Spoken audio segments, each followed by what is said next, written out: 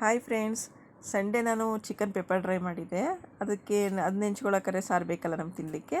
ಹಾಗಾಗಿ ಬೇಳೆ ಹಾಕಿ ಸುಲಭವಾಗಿ ರಸಮ್ ಮಾಡಿದ್ದೀನಿ ನೋಡಿ. ಬೇಳೆ, ಒಂದೆರಡು ಮೂರು ಟೊಮೊಟೊ, ಒಂದು ಈರುಳ್ಳಿ, ಅಡುಗೆ ಎಣ್ಣೆ ಮತ್ತು ಅರಿಶಿನ ಪುಡಿ ಇಷ್ಟನ್ನು ಹಾಕಿ ಒಂದೇ ವಿಜಿಲ್ ಹೊಡಿಸ್ಬೇಕು. ರಸಮ್ಗೆ ಯಾವಾಗೂ ತುಂಬ ಬೇಳೆ ಬೇಯಿಸ್ಬಾರ್ದು, ಬೇಳೆ ಹಾಗೇ ಇರಬೇಕು.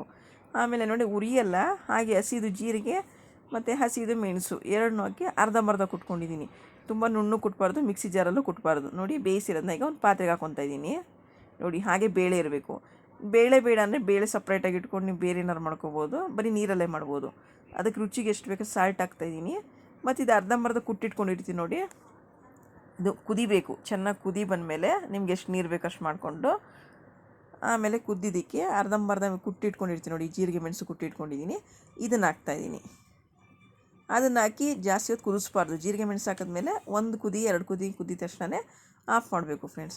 ಇನ್ನೊಂದು ಬಾಣಲಿಲಿ ಎಣ್ಣೆ ಹಾಕಿ ಸಾಸಿವೆ ಮತ್ತು ಅದಕ್ಕೆ ಜಜ್ಜಿದ ಬೆಳ್ಳುಳ್ಳಿ, ಕರಿಬೇವು, ಒಣಮೆಣ್ಸಿನ್ಕಾಯಿ, ಇಂಗು ಎಲ್ಲನೂ ಹಾಕಿ ಹುರಿದು ರಸಮೊಳಗೆ ಹಾಕಿ ಕೊನೆಯಲ್ಲಿ ಕೊತ್ತಂಬರಿ ಸೊಪ್ಪು ಹಾಕಿದ್ರೆ ನೆಂಚ್ಕೊಳ್ಳಿಕ್ಕೆ ಸೈಡ್ ಡಿಶ್ಶಾಗಿ ಚಿಕನ್ ಪೆಪ್ಪರ್ ಡ್ರೈ ಇತ್ತು ನೋಡಿ. ಅದಕ್ಕೆ ತುಂಬ ಚೆನ್ನಾಗಿತ್ತು. ಅನ್ನ ರಸಮ್ಮು ಮತ್ತು ಪೆಪ್ಪರ್ ಡ್ರೈ ಸೂಪರಾಗಿತ್ತು. ಟ್ರೈ ಮಾಡಿ, ಸಬ್ಸ್ಕ್ರೈಬ್ ಮಾಡೋದು ಮರಿಬೇಡಿ, ಲೈಕ್ ಮಾಡಿ.